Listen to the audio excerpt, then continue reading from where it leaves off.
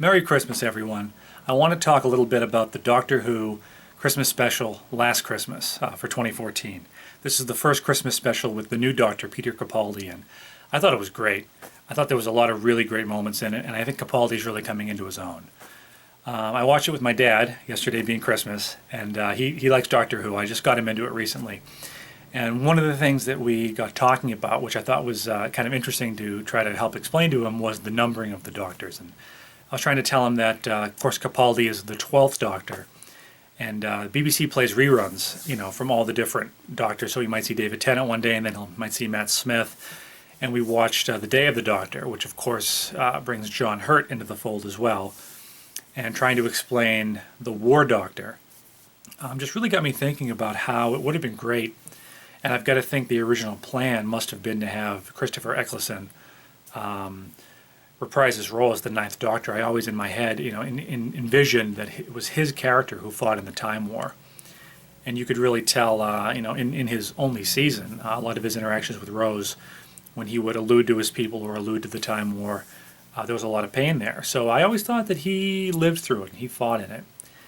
And I was always hopeful that it would show the regeneration from Paul McGann into Christopher Eccleston. But of course, we didn't get that. We got Paul McGann to John Hurt. And John Hurt, tremendous actor. I think the franchise is lucky to have him. But I still wonder, what might have been if the Ninth Doctor would have come back and reprised his role as a favor. I wonder if it has anything to do with, I know he was close with Russell T Davies, but I wonder, why he wasn't interested. It would have been really great, and I know a lot of people, like the Ninth Doctor quite a bit. But anyway, so now here we have the 12th Doctor, Peter Capaldi, and it's his first Christmas special. And the episode actually had a surprisingly simple plot to swallow. Some of the 12th Doctor's episodes, for me so far, have been a little convoluted.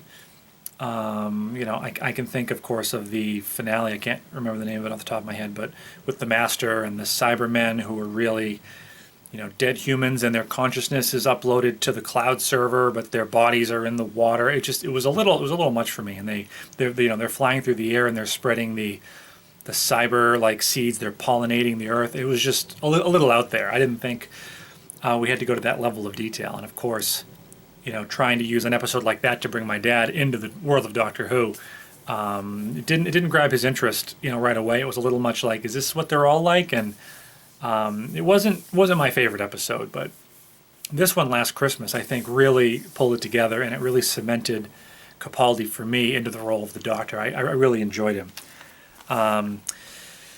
Even though the ending, we'll get into this in more detail, but even though the ending had a number of false endings and they went full Inception on us, I did really enjoy it, and I thought that the story rang true. So let's get into it a little bit. So the episode, of course, opens on Christmas with Clara, and she hears, on her rooftop, she hears a clatter.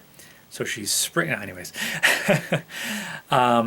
She finds, three people, Santa and two elves, or as they phrase it, three passing perfectly ordinary roof people doing some emergency roof things. I thought that was very funny. And Clara says, she's done with fairy tales, and of course the Doctor shows up, who, we know that he is her personal fairy tale, and that she does believe in him. We find out for sure much later. But for someone who's done with fairy tales, flying through time and space in a man in a big blue box is certainly an interesting choice.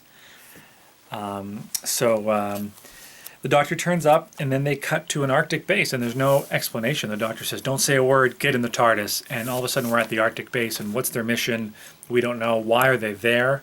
They're obviously there to help because that's what the Doctor does, but there's no explanation of, how he knew to go to this base, or how he knows what the problem is. So the first thing we see is one of the scientists dancing and singing and trying to block the telepathic signal from these four entities laying on these beds. And of course we find out later that they're humans with dream crabs on their faces, and they're projecting a psychic signal where they can pick up and home in on their own image. which I thought was kind of cool. They see through the eyes of the people who are observing them. So you have to close your eyes, you have to block them out, think of something else, and that way they can't track you and they don't know you're there. I thought that was pretty clever. Reminded me a little bit of The Silence, just the design and the way that they inspired fear, in everyone. So, we. I just had to ask myself, not only what is the mission on this Arctic base, but why is she dancing? What is she trying to do? Is she trying to pass through the room, or is she trying to get information? I didn't understand what she was doing there, because she made it almost, to the exit, and then of course the Doctor and Clara appear, a skeleton man and a girl in a nightie. I thought that was a great line. But when the creatures start to get up off the beds, why couldn't they just run? It was strange, and it makes me think of how when you're in a nightmare, sometimes you can't run. Your feet are glued in place, and I think maybe that's what was happening here. Because it would have been a little easy to just, they're getting up, let's go back to the control room and lock the door. But for some reason, they didn't seem like they were able to do that. Depending on how many dream crabs are already on Earth, the human race may have seen its last day. So the dream crabs are coming from the ceiling, and they're attacking them, and all of a sudden it cuts, and there's an explosion, and there's Santa and his army of slinkies, tangerines, slinkies, robots, and then of course his elves come in. And I liked the part where he beeps Rudolph's nose like a car alarm. I thought that was pretty cute. So, the Doctor phrases it this way: do you know what the big problem is in telling fantasy and reality apart? They're both ridiculous. Of course, it's ironic that we don't believe in Santa, but we do believe in the Doctor, of course, because they're more similar than I think either one of them would want to admit. And it brings me to a big theory that I had about this episode, is that Santa's obviously a Time Lord, and that's how I thought this was going to go. If you think about it, how does he manage to deliver all those toys? I think, did he say 22 million an hour, I think he said, or was it, I forget the exact numbers, but I think it was 22 million an hour. Obviously he would need the ability to bend time and space to get that done. And the Doctor says, how do you fit all the toys on the sleigh? And he says, bigger on the inside. So of course Santa's sleigh is a TARDIS. I thought for sure that's the way that they were going to go. Every time I think they're going to introduce another Time Lord, and they don't, I'm disappointed, because I would like to see the return of Time Lord Society. Which reminds me too, when the Doctor and Clara are talking, and she says, I told you Danny was still alive because I wanted you to go to Gallifrey and not worry about me. And he says, I never found Gallifrey. Why is he so desperate to find Gallifrey all of a sudden? The 11th Doctor, all he had to do was speak his own name, and his society and his people would have come back. He didn't do that because he feared them so much. He doesn't want the Time War back in our universe, because he saw the travesties and the horrible things that were begat of the Time War. So he didn't do it. He didn't want the Time Lords back. But now all of a sudden, the 12th Doctor seems pretty desperate and pretty disappointed. When he can't find Gallifrey, he wants to find it, and I wonder if he's just looking for his people, or if he wants to know where it is, so he can continue to protect the universe from Gallifrey and from the Time Lords. But it brings up another question: isn't Gallifrey in the painting? Isn't it, Gallifrey falls no more? I thought they saved it in the Pocket Universe at the end of Day of the Doctor. So I wonder if the Doctor's looking for Gallifrey. Did he check the painting? Were they not still in the painting? I wish that they would address that, because it's something it's been bothering me ever since he went to try to find Gallifrey, and the Master said this is where Gallifrey is. I thought it was still in the painting. So when I first saw the Dream Crabs, I did think of the Facehuggers. So I was glad that they, in the universe, addressed that. It looked like aliens from the horror movie Alien. To which, of course, the Doctor replies, there's a horror movie called Alien. That's rather offensive. No wonder everyone keeps invading you. That's my horrendous Peter Capaldi impression. But I thought that was great. That's rather offensive that there would be a horror movie called Alien. So the crab gets Clara, and she wakes up in a dream of Christmas. She wakes up in the Nexus, effectively. And it's Christmas, and Danny Pink is there. And the Doctor's communicating with her on the chalkboard, which I thought was great. Of course, the doctor would find a way to reach her. And what he has to do is sacrifice himself. This is how much he loves his companions and how much he loves Clara and how much he cares for her, that he's going to risk his own life just for a chance at trying to bring her out. It reminded me of when it was Murder on the Orient Express or The Mummy on the Orient Express. I forget the name of the episode. But he, gave himself 30 seconds to solve the whole mystery, which I thought was, obviously very brave. And I wonder if 12, has just identified either he doesn't have anything to live for, or he just puts others so far, ahead of himself that he'll risk his life. He'll throw his life away just for a chance to try to save someone that he cares about, which I thought was very in character for him, especially for the 12th Doctor.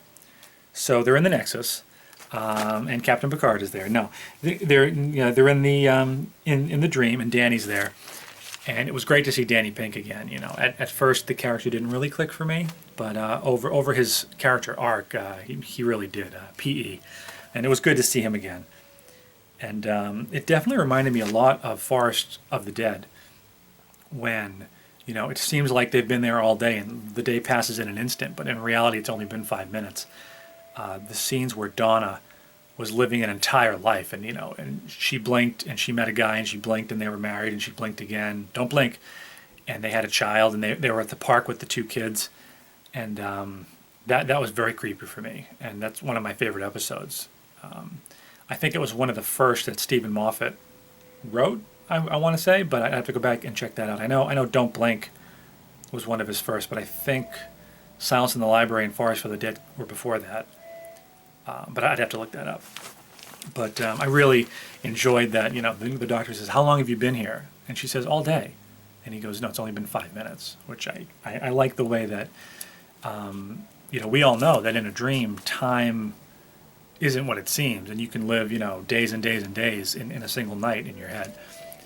And much the way, like I said before, your feet can be glued to the ground in a nightmare, like the logic of nightmares, I think the doctor says. So it was good to see them explore that a little bit. I was really excited by some of the things in this episode. So the story obviously continues, and what's real, he tells her, is that there's an alien organism wrapped around your face, keeping you warm and happy while it eats you. What a visceral explanation. What a really great way to explain the situation in a really, really visceral way. And they obviously both wake up, and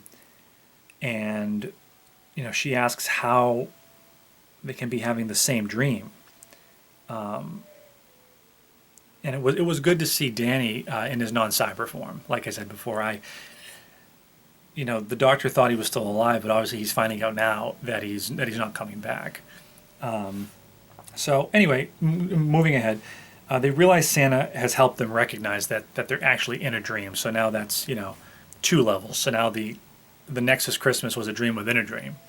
So they're able to wake up, and now they're in the infirmary on like, let's call that the 3rd level. They're in the infirmary, and I really liked the doctor's trick. Give them each a copy of the book, and what's the first word on page 12.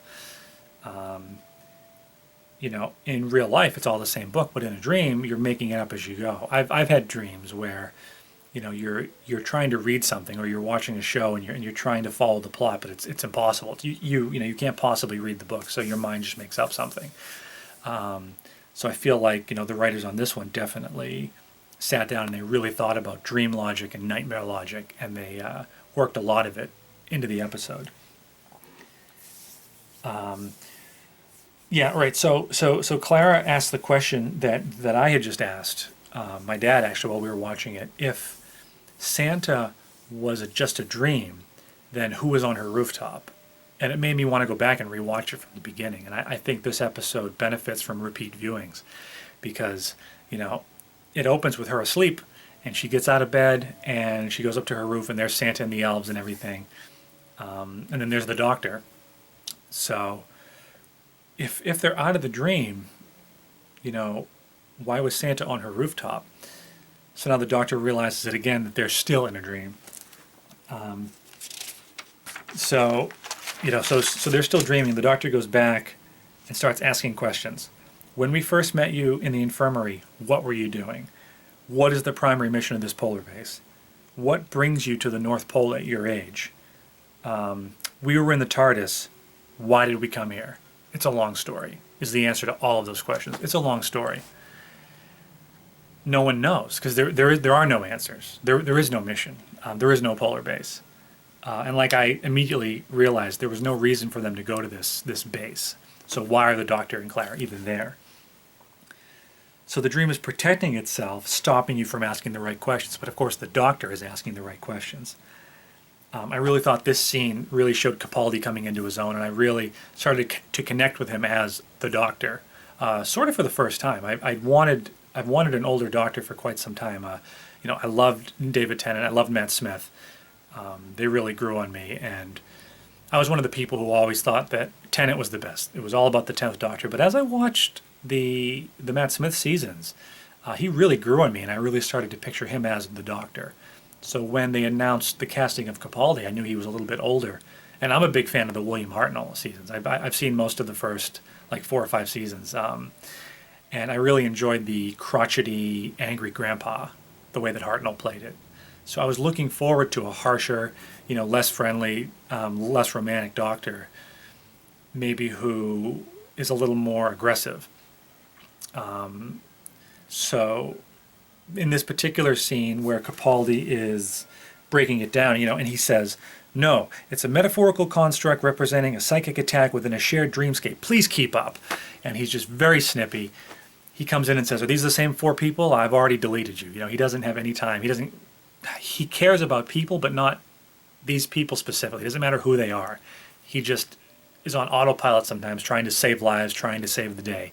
But in terms of who these people are, he just doesn't have time for it, which I enjoyed. I thought that was very in character for him.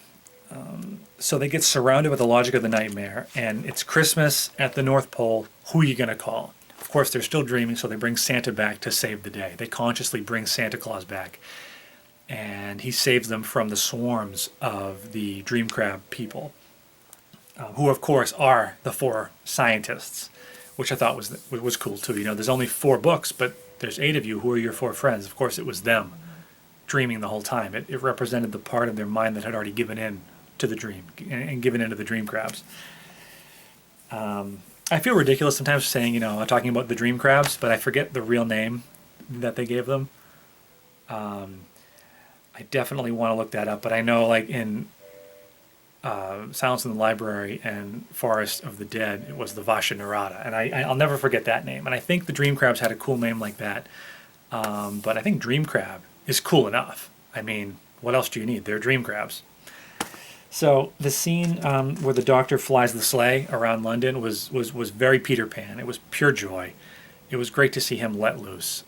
Makes me think that sometimes the gruff exterior, he's protecting himself. He doesn't want to get hurt again, and it is a little bit of an act sometimes. But it was great to see him smile. He's like, "I'm flying a sleigh," and it was pure joy. It was magical, and I really loved it. It was a great scene. So now we're into the finale. So as they ride in the sleigh and they wake up one by one, it was almost like a happy take on the scene in The Matrix, where Switch and I forget who else, they're getting unplugged one by one. But in this case, of course, it's not death. They're waking up in their own beds at home, hopefully. So we see the sexy one, according to the Doctor, wake up at home. She's in a wheelchair, and her granddaughter comes in and says, "Grandma, it's time for Christmas dinner." She's like, "Okay," and she wheels herself past this big pile of dream crab dust, if you will.